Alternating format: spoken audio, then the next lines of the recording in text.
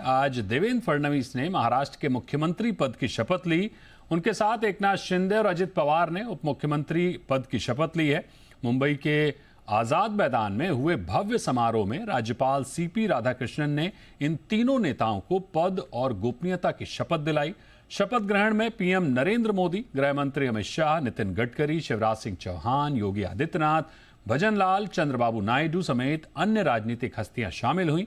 इसके अलावा उद्योगपति मुकेश अंबानी, अनंत अंबानी, राधिका अंबानी भी समारोह में मौजूद रहे।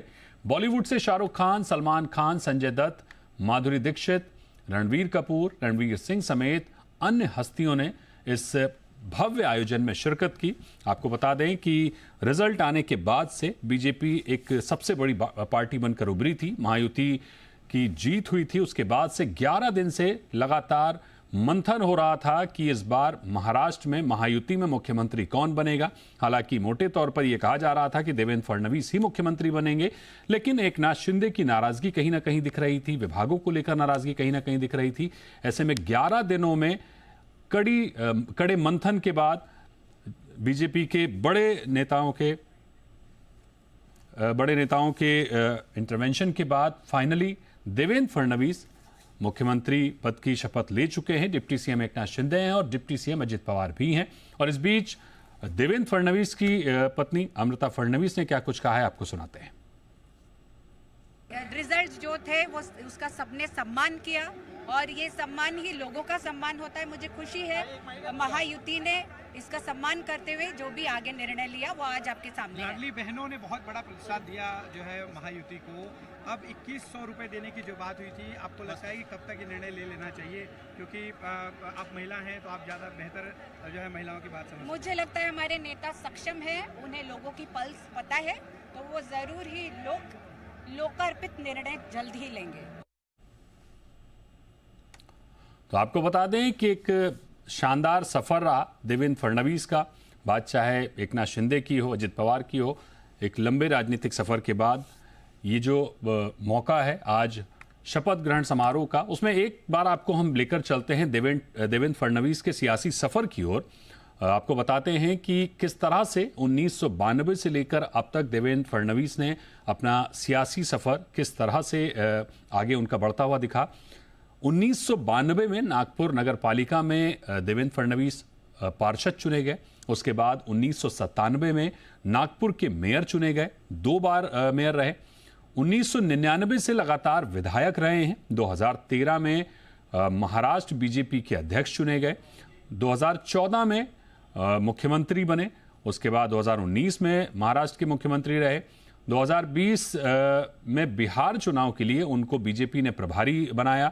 2022 में शिंदे सरकार में डिप्टी सीएम बने और फिर अब आप देख सकते हैं आज के दिन फिर देवेंद्र फडणवीस ने शपथ लेकर, तीसरी बार शपथ लेकर, एक तरह से बीजेपी का ये पहले नेता हैं जिन्होंने तीसरी बार शपथ ली है मुख्यमंत्री के तौर पर महाराष्ट्र के। और इस बीच हमारे साथ हमारे सहयोगी कृष्णनाथ पाटिल जुड़ चुके हैं। कृष्णनाथ, जिस तरह से हम देख रहे हैं कि तीसरी बार देवेंद्र फडणवीस ने शपथ ले ली है, साथ में डिप्टी सीएम के तौर पर एकनाथ शिंदे और अजित पवार जुड़ गए हैं। अभी क्या सब कुछ ठीक है या विभागों को लेकर अब असली मंथन शुरू होगा, अब असली मतभेद शुरू होगा? अभी आपका जो कहना है वो उसमें सच है कि अभी तीनों ने शपथ तो ली है, सीएम और दो डिप्टी सीएम, लेकिन जो पोर्टफोलियो का बंटवारा है उस पर बहुत तानातानी हो सकती है, क्योंकि जो होम मिनिस्टर है वो एकनाथ शिंदे को चाहिए या और जो फाइनेंस मिनिस्टर है वो अजित पवार को चाहिए, और अजित पवार को फाइनेंस देने के लिए देने में विरोध कर रहे हैं एकनाथ शिंदे। तो लगभग ऐसा होता जा रहा है। अभी आने वाले दिनों में ये सब जो पोर्टफोलियो के बंटवारे को लेकर ये तीनों पार्टियां जब बैठेंगी एक साथ तो मामला जो है वो आगे बढ़ सकता है। लेकिन अभी तक ये तीनों पार्टियां जो है ये पोर्टफोलियो के बंटवारे को लेकर आगे अभी तक एक साथ बैठे नहीं है। आज ही शपथ विधि हुआ है, आज ही वोट सेरेमनी हो गई है और इन पोर्टफोलियो को लेकर आगे चलकर जब भी एक साथ मीटिंग होगी तो समझ में आएगा कि कितने झगड़े अंदर होते हैं या कैसा होता है। लेकिन आने वाले समय में इतना मैंडेट मिला है महायुति सरकार को कि कोई भी टेंशन वाला काम जो है जो 2019 में था वो वैसा नहीं है, क्योंकि कोई भी पार्टी अगर चली जाएगी तो भाजपा अपने बलबूते पर सरकार बना सकती है। इतनी जो एमएलए की संख्या जो है वो वहाँ पर दिखाई देती है। थोड़ा बहुत तो उनको 10 एमएलए यहाँ से उधर से लेने पड़ेंगे,